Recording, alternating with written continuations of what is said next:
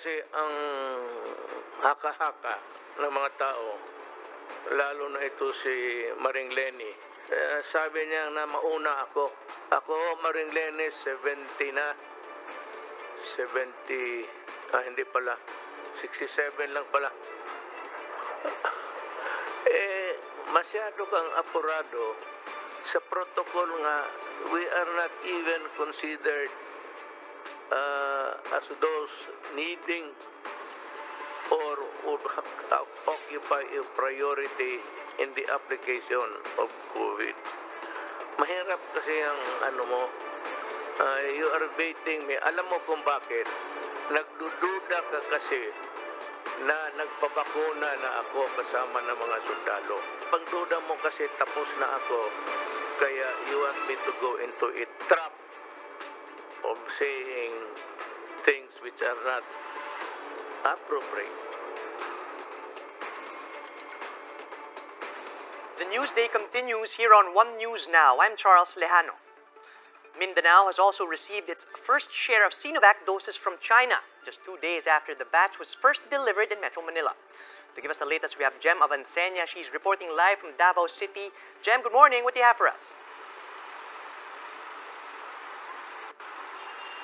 Charles, the first batch of Sinovac vaccines intended for Davao City finally arrived this morning.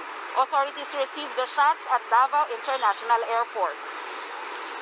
The 12,000 doses of Sinovac Coronavac were immediately delivered to the DOH Region 11's cold room. The doses weigh around 700 kilos. Dr. Annabel Yumang of DOH 11 said they were thankful that vaccines arrived earlier than expected. She added that vaccination rollout will start this Friday and will be conducted at the Southern Philippines Medical Center. SPMC's officer in charge, Dr. Ricardo Odan, said more than 3,000 frontline health workers will receive the vaccines.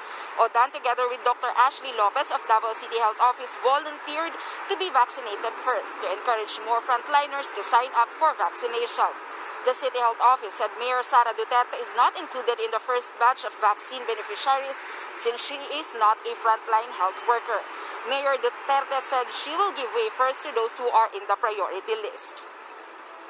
Charles, DOH 11 is expecting additional 4,000 Sinovac Coronavac vaccines to arrive. This as the National Interagency Task Force for COVID-19 allocated a total of 18,000 vaccines for Davao City. But as to the date of its arrival, Dr. Yumang said it will depend upon the IATF. Charles? Thanks for that, Jem. That was Jem Avancenia reporting live from Davao City.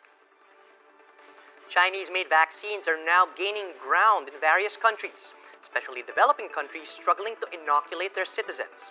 Which nations have also secured deals for Sinovac shots? Let's watch this.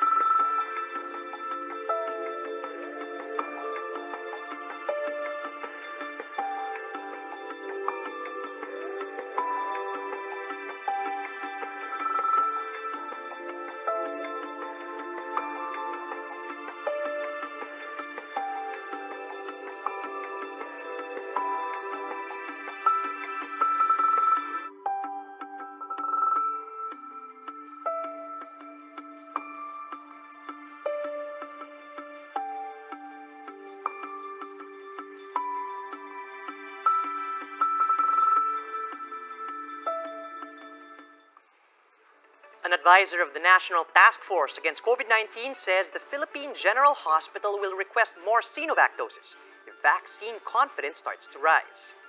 In an interview with One News' The Chiefs, PGH trauma surgeon Dr. Ted Herbosa said the state hospital may get more Sinovac shots if the so-called bandwagon mentality catches on. and if more health workers will be willing to receive the Chinese-made vaccine. Herbosa noted that workers at PGH are actually willing to get inoculated against COVID-19, but he admits that the majority of the facility's frontliners had earlier expressed concerns about Sinovac's efficacy. The vaccine. Pero mukhang may brand consciousness nga. There is a lack of trust to vaccines that are made in China as compared to companies from the West. Meanwhile, one private hospital is already showing signs of rising confidence in Sinovac jabs. Speaking on last night's IATF meeting, vaccine czar Carlito Galvez said St. Luke's Medical Center has asked for Sinovac doses for 5,000 of its personnel. Galvez also said that they will soon conduct mini rollouts of these shots in 2 branches of St. Luke's located in Quezon City and in Taguig. Nabigla po kami. Sir, ang St. Luke's, humingi po ng 5,000 para sa 5,000 lang tao na Sinovac. Na nakita natin, yung St. Luke's, nakita natin, ang gusto niyan, Pfizer. Testing czar Vince Dizon says we might have to wait until the 3rd quarter of the year for a full-blown nationwide vaccine rollout. The country has yet to receive most of the vaccine supplies that we have ordered from abroad. Even the 500,000 AstraZeneca shots committed by the WHO's COVAX facility as a donation have been delayed due to a global shortage in supply. Dizon says the WHO has yet to give a definite date for the arrival of our AstraZeneca shots. But apart from this, Galvez admits that the bulk of our vaccine orders will arrive much later in the year. As Secretary Galvez pointed out earlier, by the start of the 2nd quarter and towards the end of the 2nd quarter, moving into the 3rd quarter, our supply orders will start coming in. So we're anticipating around 3 million, anywhere between 3 million to 5 million in the 1st quarter, and this will ramp up especially in the 2nd and 3rd quarters.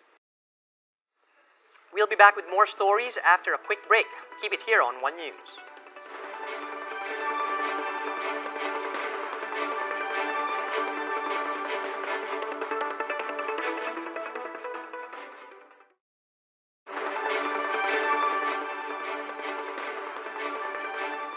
You're still watching One News Now. I'm Charles Lejano. 6 cases of the South African variant have been detected in the Philippines. Of the 6 B1351 cases, 3 are local cases while 2 are returning overseas Filipinos. The health department is still verifying whether the last remaining case is a local case or an ROF, and all 3 local cases have been confirmed from Pasay City. 2 of them are active cases, while the other one has recovered. On the other hand, the 2 confirmed ROFs with the South African variant are from UAE and Qatar. Their status is still being verified. Navotas City is reporting a surge in cases, and Mayor Toby Tiangco is blaming it on faster community transmission. Out of over 2,000 people, including City Hall employees who recently underwent swab tests, 209 tested positive for the coronavirus. This spurred fears that the City Hall might have become a hotbed for the virus. But Tiangco pointed out that many employees of the City Hall turned out to be negative, so transmission could have happened within the patients' families or within their communities. Yung mga nagtatrabaho sa mga opisina sa Navotas na hindi naman sila close contact, ngunit nagpapa-RT-PCR test sila dahil kailangan sa pagbalik na sa trabaho o pag-apply ng trabaho, mataas din yung positivity rate. So definitely, may transmission po sa community. But it's not just Navotas reporting a recent surge in cases. In fact, Professor Guido David of the Octa research team told 1PH sa Totoo Lang that the new variant could be causing a general uptick in cases, especially in the metro. David also said that there is a possibility that a more contagious variant is now spreading around NCR. The Octa research fellow explained that it is important to watch the numbers closely to see whether the surge persists. We hope na hindi siya patuloy pagtaas kasi if this continues, we'll be at kasi ngayon for the past 4 days nag-average tayo ng 900 cases per day sa Metro Manila. So kung mag-continue pa itong tumaas, yung projections namin, we will have mga 2,200 cases per day before the end of March. And mataas yan for Metro Manila. And sana naman hindi. So we're hoping na hindi siya patuloy pagtaas. Pero right now it looks like in the short term, hindi siya bababa. FDA Director General Eric Domingo, who has been vaccinated with the Sinovac shot as of yesterday, said the vaccine does not cause any serious adverse reactions. In an interview with Radyo 5's Ted Filon, Domingo reiterated that Sinovac vaccine is safe, noting that he continued to feel well after taking the shot. The FDA chief admits, though, that the vaccine can cause mild reactions such as rashes. He says these can be solved by medication. The health department also confirmed that some 13 adverse events were reported across various workers from hospitals that received the shots. But the agency says all these reactions are common and minor.